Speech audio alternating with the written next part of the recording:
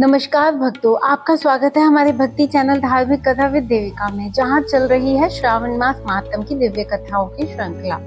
मैं हूं देविका और यहां हर दिन हम आपके साथ साझा करते हैं धार्मिक कथाएं, व्रत, पूजा विधियां और आध्यात्मिक ज्ञान। और हर कथा में छुपा है अध्यात्म का सार, भक्ति का संदेश और जीवन को प्रकाशित करने वाला प्रभु का ज्ञान। आज इस दिव्य कथा के माध्यम से हम जुड़ते हैं उस अनंत शक्ति से जो हमारे जीवन को शांति, प्रेम और विश्वास से भर देती है। तो चलिए आरंभ करते हैं आज की कथा, प्रभु चरणों में समर्पित एक भक्तिमय यात्रा। आज हम सुनेंगे श्रावण मास महात्म कथा अध्याय 5। तो चलिए शुरू करते हैं 5वां अध्याय। श्रावण मास में किए जाने वाले विभिन्न वायतानुष्ठान और रविवार व्रत वर्णन में सुकर्मा द्विज की कथा। ईश्वर बोले, हे सनत कुमार, करोड़ पार्थिक लिंगों के महात्म तथा पुण्य का वर्णन नहीं किया जा सकता। जब मात्र एक लिंग का महात्म नहीं कहा जा सकता तो फिर करोड़ लिंगों के विषय में कहना ही क्या। मनुष्य को चाहिए कि करोड़ लिंग निर्माण असमर्थता में 1 लाख लिंग बनाए या 1000 लिंग या 100 लिंग भी बनाए। यहाँ तक कि 1 लिंग बनाने में भी मेरी सन्निधि मिल जाती है। षडाक्षर मंत्र के 16 उपचारों के द्वारा भक्तिपूर्ण मन से भगवान शिव की पूजा करनी चाहिए। गृह यज्ञ के साथ उद्यापन करना चाहिए, उसके बाद होम कराना चाहिए और ब्राह्मणों को भोजन कराना चाहिए। हे सनत कुमार, इस अनुष्ठान को करने वाले की अकाल मृत्यु नहीं होती। यह व्रत बांझपन को दूर करने वाला है, सभी विपत्तियों का नाश करने वाला है तथा सभी संपत्तियों की वृद्धि करने वाला है।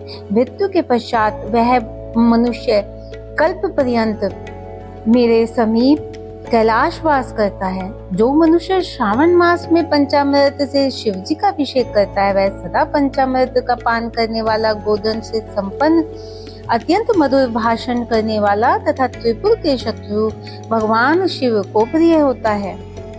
जो इस मास में अनुदान व्रत करने वाला तथा हविष्यान ग्रहण करने वाला होता है, वह व्रीहि आदि सभी प्रकार के धान्यों को अक्षय निधि स्वरूप हो जाता है। पत्तल पर भोजन करने वाला श्रेष्ठ मनुष्य स्वर्ण पात्र में भोजन करने वाला तथा शाक को त्याग करने से शाग करता होता है। श्रावण मास में केवल भूमि पर सोने वाला कैलाश में निवास प्राप्त करता है। इस मास में एक भी दिन प्रातःकाल स्नान करने से मनुष्य को 1 वर्ष स्नान करने का फल का भागी कहा गया है। इस मास में जितेंद्रिय होने से इंद्रिय बल प्राप्त होता है। इस मास में स्फटिक, पाषाण, मृत्तिका और मरकत मणि, पिष्ट, पिट्ठी, धातु, चंदन, नवनीत आदि से निर्मित अथवा अन्य भी शिवलिंग में, साथ ही किसी स्वयं अभिभूत न हुए लिंग में श्रेष्ठ पूजा करने वाला मनुष्य सैकड़ों ब्रह्म हत्या को भस्म कर डालता है। किसी तीर्थ क्षेत्र में सूर्य ग्रहण या चंद्र ग्रहण के अवसर पर 1 लाख जप से जो सिद्धि होती है, वह इस मास में 1 बार के जप से ही हो जाती है। अन्य समय में जो 1000 नमस्कार और प्रदक्षिणाएं की जाती हैं, उनका जो फल होता है वह इस मास में 1 बार करने से ही प्राप्त हो जाता है। मुझको प्रिय इस श्रवण मास में वेद पारायण करने पर सभी वेद मंत्रों की पूर्ण रूप से सिद्धि हो जाती है। श्रद्धा युक्त होकर इस मास में 1000 बार पुरुष सूक्त का पाठ करना चाहिए अथवा कलयुग में उसका 4 गुना पाठ करना चाहिए अथवा वर्ण संख्या में 100 गुना पाठ करना चाहिए अथवा वह करने में असमर्थ हो तो आलस्यहीन होकर मात्र 100 पाठ करना चाहिए। ऐसा करने वाला मनुष्य ब्रह्महत्या आदि पापों से मुक्त हो जाता है, इसमें कोई संदेह नहीं है। गुरु पत्नी के साथ संसर्ग जन्य पाप के लिए यही महान प्रायश्चित है। इसके समान पुण्यप्रद, पवित्र और पाप नाशक कुछ भी नहीं। पुरुष सूक्त के जप के बिना इस मास में 1 भी दिन व्यतीत नहीं करना चाहिए।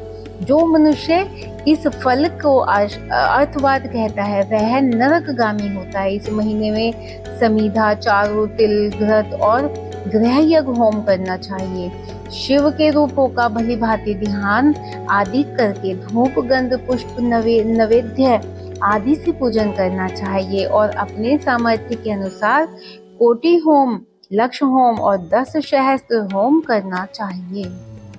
विहात्यों ओम भूर ओम भव ओम स्वः के साथ तिलों के द्वारा भी यही ग्रह यज्ञ होम किया जाता है। हे सनत कुमार, इसके बाद अब मैं वारों के व्रत का वर्णन करूंगा, आपको सुनिए।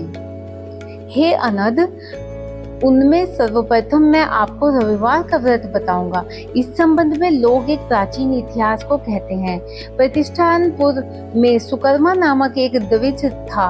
वह दरिद्र, कृपण और भिक्षावृत्ति में लगा रहता था। एक बार वह धन मांगने के लिए घूमते घूमते नगर में गया। उसने किसी एक गृहस्थ के घर में मिलकर रविवार का उत्तम व्रत करती हुई स्त्रियों को देखा। तब उसे देखकर वे स्त्रियां परस्पर कहने लगे कि इस पूजा विधि को शीघ्रता पूर्वक छिपा लो। इस पर वह विप्र उन स्त्रियों से बोला, हे श्रेष्ठ स्त्रियां, आप लोग इस व्रत को क्यों छिपा रही हैं? समान चित्त वाले सज्जनों के लिए परमार्थ ही स्वार्थ है। मैं दरिद्र और दुखी हूँ। इस श्रेष्ठ व्रत को सुनकर मैं भी इसे करूँगा। अतः आप लोग इस व्रत का विधान व फल अवश्य बताएं। स्त्रियां बोली, हे द्विज, इस व्रत को करने में आप उन्माद तथा प्रमाद करेंगे अथवा भूल जाएंगे अथवा इसके प्रति अभक्ति या अनास्था रखने लगेंगे। अतः आपको यह व्रत कैसे बताऊं? उनकी यह बात सुनकर उनमें जो एक बूढ़ी स्त्री थी वह उस ब्राह्मण से व्रत तथा व्रत की विधि बतलाने लगी। हे ब्राह्मण, श्रावण मास के शुक्ल पक्ष के प्रथम रविवार को मौन होकर उठ करके शीतल जल से स्नान करें। उसके बाद अपना नित्य क्रम संपन्न करके पान के एक शुभ दल पर रक्त चंदन से सूर्य के समान पूर्ण गोलाकार 12 परिधियों वाला सुंदर मंडल बनाएं। उस मंडल में रक्त चंदन से संज्ञा सहित सूर्य का पूजन करें। उसके बाद घुटनों के बल भूमि पर झुककर 12 मंडलों पर अलग अलग रक्त चंदन तथा जापा कुसुम से मिश्रित अर्ध श्रद्धा भक्ति पूर्वक सूर्य को विधिवत प्रदान करें और लाल अक्षत, जापा कुसुम तथा अन्य उपचारों से पूजन करें। उसके बाद मिश्री से युक्त नारिकेल के बीज का नैवेद्य अर्पित करके आदित्य मंत्रों से सूर्य की स्तुति करें और श्रेष्ठ दिवादश मंत्रों से 12 नमस्कार तथा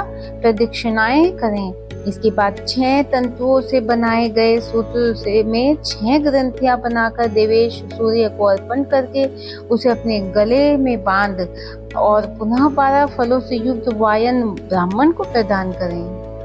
इस व्रत के विधि को किसी के सामने नहीं सुनना चाहिए। हे विप्र, इस विधि से व्रत के किए जाने पर धनहीन व्यक्ति धन प्राप्त करता है, पुत्रहीन व्यक्ति पुत्र प्राप्त करता है, कोढ़ी कोढ़ से मुक्त हो जाता है, बंधन में पड़ा व्यक्ति बंधन से छूट जाता है, रोगी व्यक्ति रोग से मुक्त हो जाता है। ये विपेंद्र, अधिक कहने से क्या प्रयोजन? साधक जिस जिस अभिष्ट की कामना करता है वह इस व्रत से के प्रभाव से उसे मिल जाता है। इस प्रकार श्रावण के 4 रविवारों और कभी कभी 5 रविवारों में इस व्रत को करना चाहिए। इसके बाद व्रत की संपूर्णता के लिए उद्यापन करना चाहिए। हे विपेंद्र, आप भी इस प्रकार करें, इससे आपकी सभी कामनाएं की सिद्धि हो जाएगी। इसके बाद उन पतिव्रताओं को नमस्कार करके वह ब्राह्मण अपने घर आ गया। उसने जैसे सुना था उसी विधि से उस संपूर्ण व्रत को किया और अपनी दोनों पुत्रियों को भी वह विधि सुनाई। उस व्रत को सुनने मात्र से शिव जी के दर्शन से तथा उनके पूजन के प्रभाव से वे कन्याएं देवांगनाओं के सदृश हो गई। उसी समय उस ब्राह्मण के घर में लक्ष्मी ने प्रवेश किया और वह अनेक उपाय तथा निमित्तों के से धनवान हो गया। किसी दिन उस नगर के राजा ने ब्राह्मण के घर से होकर राजमार्ग से जाते समय खिड़की में खड़ी उन दोनों सुंदर और अनुपमेय कन्याओं को देख लिया। तीनों लोकों में कमल, चंद्रमा आदि जो भी सुंदर वस्तुएं हैं उन्हें वे दोनों कन्याएं अपने शरीर के अवयवों से तिरस्कृत कर रही थी। उन्हें देखकर राजा मोहित हो गए और क्षण भर में के लिए वहीं खड़े हो गए। ब्राह्मण को शीघ्र बुलाकर उन्होंने दोनों कन्याओं को मांग लिया। तब उस ब्राह्मण ने भी हर्षित होकर दोनों कन्याएं राजा को प्रदान कर दी। उस राजा को पति रूप में प्राप्त करके वे कन्या भी प्रसन्न हो गई। वे स्वयं इस व्रत को करने लगी और पुत्र पोतादि से संपन्न हो गई। हे मुने, महान ऐश्वर्य देने वाले इस व्रत को मैंने आपसे कह दिया। हे विधि नंदन, जिस व्रत के श्रवण मात्र से मनुष्य सभी मनोरथ को प्राप्त कर लेता है, उसके अनुष्ठान करने के फल का वर्णन कैसे किया जाए। इस प्रकार 5वां अध्याय पूर्ण हुआ। यह थी श्रावण मास के महात्म कथा अध्याय 5। यह कथा श्री स्कंद पुराण में वर्णित है। इस पावन श्रृंखला को तैयार करने में बहुत श्रद्धा, समर्पण और मेहनत लगी। आपने इस अध्याय को सुना, इसके लिए हम आपके आभारी हैं। अगर आपको हमारे द्वारा प्रस्तुत की गई कथाएं जरा भी पसंद आई हो तो कृपया करके इसे एक आशीर्वाद रूप मानकर लाइक करें, सब्सक्राइब करें और शेयर करें अपने परिवार और प्रियजनों से, ताकि ये कथा हर घर तक पहुंचे और सभी भक्तजन हमारे आगामी अध्यायों से लाभ उठा सकें। हमारी श्रृंखला का उद्देश्य आपके जीवन में भक्ति और पुण्य के मार्ग को और सशक्त बनाना है। हम फिर मिलेंगे अगले अध्याय 6 के साथ। राधे राधे।